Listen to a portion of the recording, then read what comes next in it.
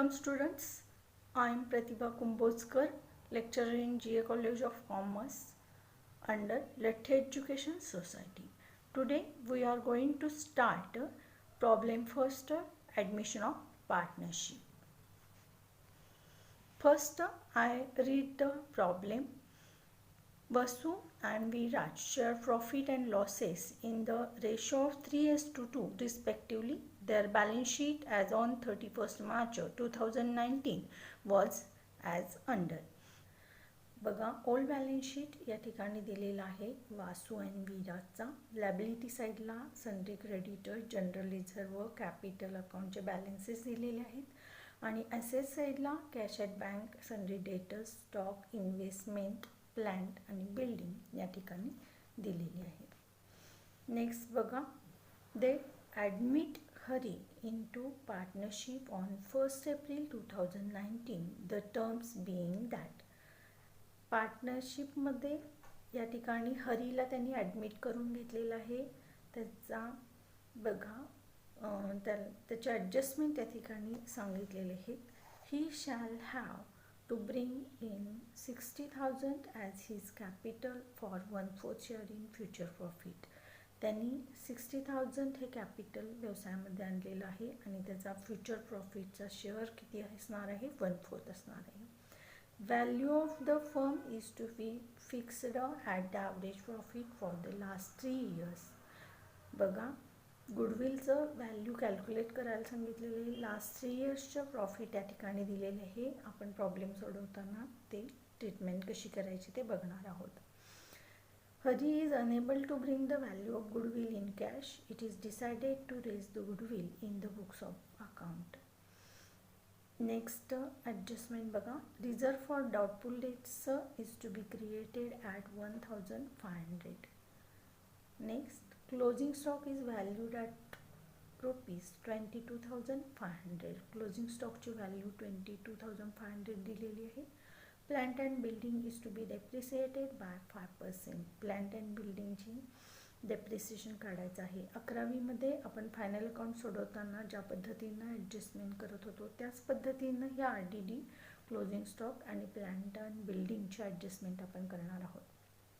आता त्यांनी कुठले अकाउंट प्रिपेअर करायला सांगितले आहेत बघा, prepare profit and loss adjustment account. Profit and loss adjustment account prepare करायला सांगितलेलं आहे. त्यालाच आपण रिव्हॅल्युएशन अकाउंट म्हणणार आहोत. त्यानंतर कॅपिटल अकाउंट्स, पार्टनर्सचं कॅपिटल अकाउंट प्रिपेअर करायला सांगितलेलं आहे आणि new balance sheet of the new firm. New balance sheet तयार करायचं आहे न्यू फर्मचा. आता आपण बघा पुढील अकाउंट्स आपण ड्रॉ करून घेणार आहोत. बघा, रिव्हॅल्युएशन अकाउंट म्हणजेच profit and loss adjustment account या पद्धतीनं आपण काढून घेणार आहोत.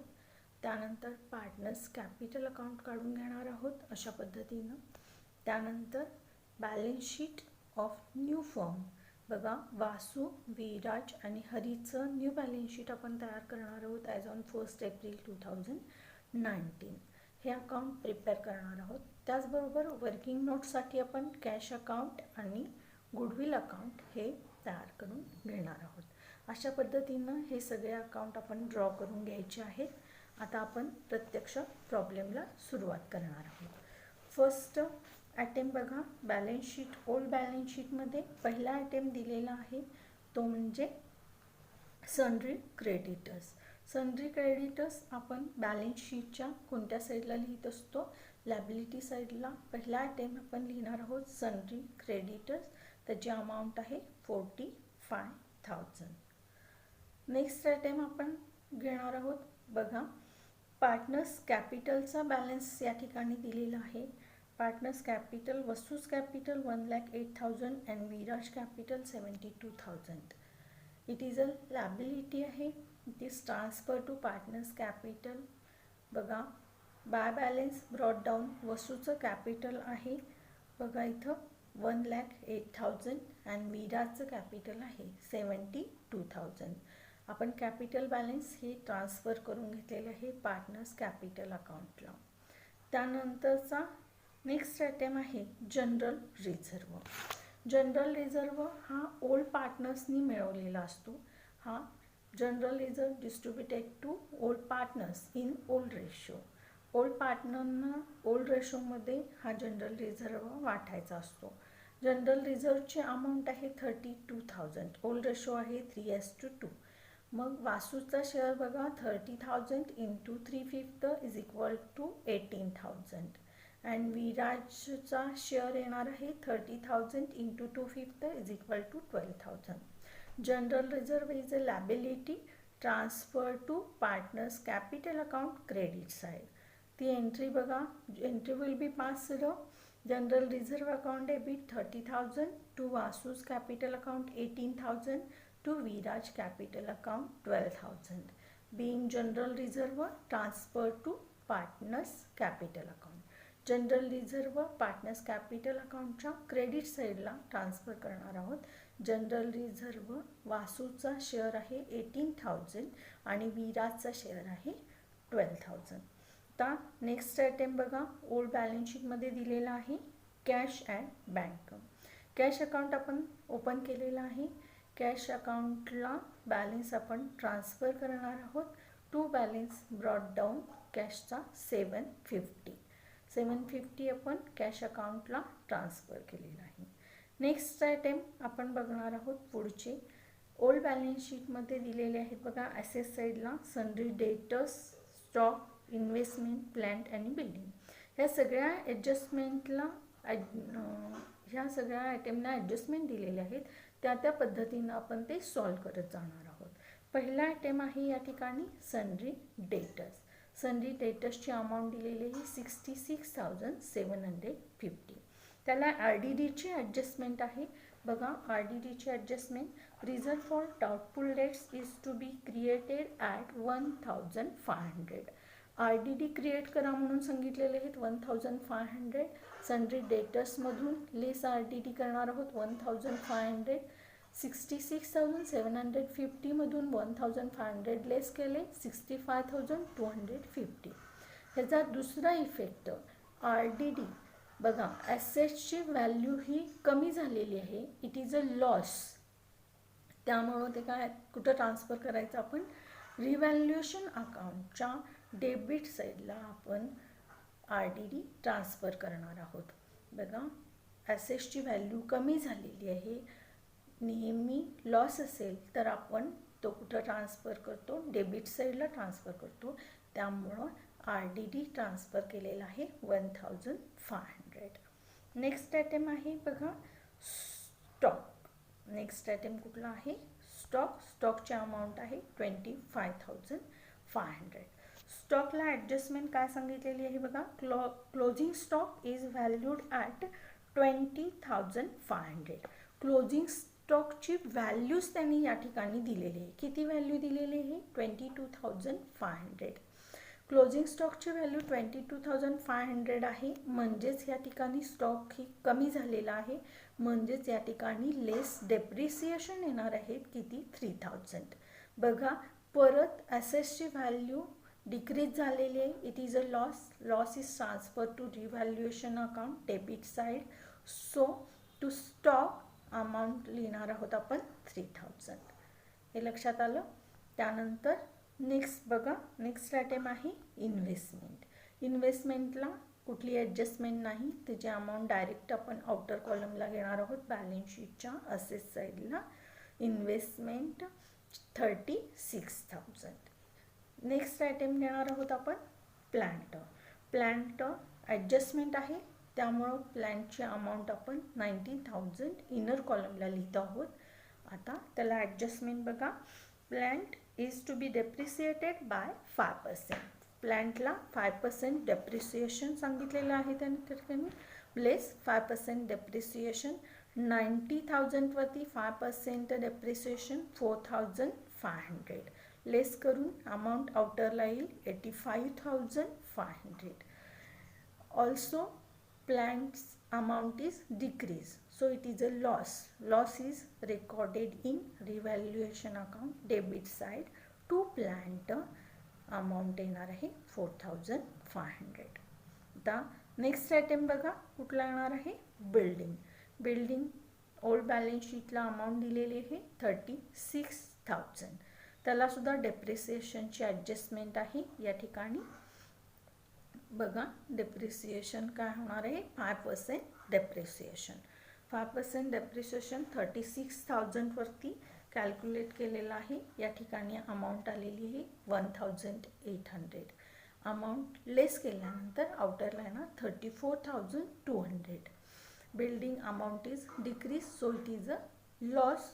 It is transferred to revaluation account, debit side. Building amount 1,800. या ठिकाणी बघा आता या लास्ट ॲडजस्टमेंट आपण बघितलेल्या आहेत. फर्स्ट ॲडजस्टमेंट बघा आता या ठिकाणी, they admit Hari to partnership on 1 April 2019. The terms being that, first term त्यांनी काय सांगितलेली बघा, he shall have to bring in 60,000 as his capital. As his capital म्हणून त्यांनी 60,000 अमाऊंट काय केलेली ही आणलेली आहे. बघा कॅश कम्स इन आणि हॅरी इज अ गिव्हर, यामुळं एंट्री शुड पास्ड. बघा cash account debit to Hari's capital account. या ठिकाणी कॅश अकाउंटच्या डेबिट साईडला एंट्री पास होणार आहे हरीज कॅपिटल अकाउंट 60,000. बघा कॅश कम्स इन, या ठिकाणी एंट्री होणार आहे cash account debit to Hari's capital account. ज्या वेळेला हरीला ॲडमिट करून घेतलेलं होतं त्यावेळेला हरीनं 60,000 रुपये ही कॅश कॅपिटलच्या स्वरूपात आणलेली आहे, त्यामुळे त्याची एंट्री होणार आहे cash account debit to Hari's capital. आणि हा कॅश अकाउंटच्या डेबिट साईडला इफेक्ट दाखवलेला आहे. याचा दुसरा इफेक्ट पार्टनर्स कॅपिटल अकाउंटच्या क्रेडिट साईडला होणार आहे बाय कॅश अकाउंट. हरीच्या कॉलममध्ये त्यांनी आणलेली अमाऊंट लिहायची आहे 60,000. ही या ठिकाणी ॲडजस्टमेंट झालेली. त्यानंतर नेक्स्ट बघा गुडविल कॅल्क्युलेशन सांगितलेले आहे. बघा value of goodwill of the firm is to be fixed. Value of the goodwill is to be fixed at the average profit for the last 3 years. Average प्रॉफिटनुसार गुडविलची रक्कम calculate करायची आहे. मग ॲव्हरेज प्रॉफिट कसा कॅल्क्युलेट करतो आपण बघा, total profit divided by number of years. प्रॉब्लेममध्ये लास्ट 3 yearsचा प्रॉफिट या ठिकाणी सांगितलेला आहे. बघा 2009-10 48,000, 2010-11 81,000 and 2011-12 73,500. लास्ट 3 yearsचा प्रॉफिटची टोटल केलेली आहे या ठिकाणी आणि divided by number of years. 3 वर्षाचे टोटल प्रॉफिट दिलेलं आहे या ठिकाणी. बघा 2,02,500 divided by 3 is equal to 67,500. या ठिकाणी ॲव्हरेज प्रॉफिट आलेला आहे 67,500. त्यामुळे त्यांनी काय सांगितले बघा, value of goodwill of the firm is to be fixed. गुडविलची रक्कम 67,500, कारण का goodwill of the firm is to be fixed at the average profit. Goodwill हे ॲव्हरेज प्रॉफिट बरोबर असणार आहे, त्यामुळं या ठिकाणी गुडविलची रक्कम आहे 67,500. आता त्यांनी काय सांगितले बघा, Hari is unable to bring the value of goodwill in cash. म्हणजे गुडविलची रक्कम कॅशमध्ये आणण्यासाठी हरी हा सक्षम नाही किंवा तो आणू शकत नाही. कॅशमध्ये गुडविलची रक्कम तो आणू शकत नाही. मग it is decided to raise the goodwill in the books of account. त्यामुळं गुडविलची रक्कम रेज्ड करायला सांगितलेली आहे. म्हणजेच जुन्या पार्टनर्सना गुडविलच्या प्रमाणात कॅपिटल हे वाढवून द्यायचं आहे. म्हणजेच त्याची जर्नल एंट्री आपण या ठिकाणी करणार आहोत. Goodwill account debit 67,500 to Vasu's capital account 40,500 and to Viraj capital account 27,000. बघा ओल्ड रेशोमध्ये हे गुडविल आपण काय केलेलं आहे, डिस्ट्रीब्यूट रेज्ड केलेलं आहे. म्हणजेच 67,500 इंटू 3/5 इज इक्वल टू 40,500 आणि विराजचं 67,500 into 2/5 is equal to 27,000. Goodwill raised करायचं आहे. म्हणजेच goodwill account debit to Vasu's capital account आणि टू विराज कॅपिटल अकाउंट. आता हा बॅलन्स कुठं ट्रान्सफर करायचा, पार्टनर्स कॅपिटल अकाउंटकडे जाणार आहोत. पार्टनर्स कॅपिटल अकाउंटच्या क्रेडिट साईडला बाय गुडविल बघा वासूचं शेअर आहे 40,500 आणि विराजचा शेअर आहे 27,000. हा इफेक्ट पार्टनर्स कॅपिटल अकाउंटच्या क्रेडिट साईडला दाखवलेला आहे. दुसरा इफेक्ट ऑटोमॅटिकली गुडविल अकाउंटच्या डेबिट साईडला होणार आहे. बघा Vasu's capital account 40,500 and Viraj capital account 27,000. आता या केसमध्ये goodwill is appear in new balance sheet. कारण का तर गुडविल अकाउंट या ठिकाणी टॅली होत नाही. म्हणजे 67,500 ही टोटल आपण 67,500 क्रेडिट साईडला घेतली. आता बाय बॅलन्स कॅरीड डाऊन फरक आलेला आहे 67,500. हा गुडविलचा बॅलन्स जो आहे तो कुठं ट्रान्सफर होणार आहे, बॅलन्स शीटच्या ॲसेट साईडला. त्यामुळं हा बॅलन्स आपण कुठं घेणार आहोत, बॅलन्स शीटच्या असेट साईडला. Goodwill is equal to 67,500. सगळ्या ॲडजस्टमेंट या ठिकाणी संपलेल्या आहेत. आता आपण पहिल्यांदा रिव्हॅल्युएशन अकाउंट हा क्लोज करणार आहोत. बघा रिव्हॅल्युएशन अकाउंटची डेबिट साईडची टोटल ही मोठी आहे. या ठिकाणी बघा 10,800 टोटल आलेली आहे. तीच टोटल आपण क्रेडिट साईडला घेतो आहोत 10,800. फरक आलेला आहे 10,800. आता रिव्हॅल्युएशन अकाउंटचं loss, revaluation loss distributed in old ratio to old partners. Old ratio 3:2 आहे. रिव्हॅल्युएशन लॉस किती आलेला आहे, 10,800 रुपये. वासू शेअर 10,800 इंटू 3/5 म्हणजे 6,480. and Viraj shares 10,800 into 2/5 is equal to 4,320. आता बघा revaluation loss transfer to partners capital account. Journal entry होणार आहे Vasu's capital account debit 6,480, Viraj capital account debit 4,320 to revaluation account 10,800 being loss on revaluation transfer to partners capital account. म्हणजे revaluation अकाउंटला बघा partners capital अकाउंटला transfer करणार आहोत. तो loss आहे तो वासूचा शेअर 6,480 अँड विराज 4,320. हा लॉस आपण पार्टनर्स कॅपिटल अकाउंटच्या डेबिट साईडला ट्रान्सफर करणार आहोत टू रिव्हॅल्युएशन अकाउंट. लॉस बघा 6,480 वासूस अँड विराजच्या अकाउंटमध्ये लिहिणार आहोत 4,320. आता या ठिकाणी आपण पार्टनर्सचा कॅपिटल अकाउंट क्लोज करणार आहोत. पहिल्यांदा वासूच्या क्रेडिट साईडची टोटल करणार आहोत. बघा 1,66,500 ही टोटल आलेली आहे. विराजच्या अकाउंटची टोटल आलेली आहे 1,11,000 आणि हरीच्या क्रेडिट साईडची टोटल आली 60,000. हीच टोटल आपण डेबिट साईडला लिहून घेणार आहोत. वासूची टोटल 1,60,500, विराज 1,11,000 अँड हरीची टोटल आहे 60,000.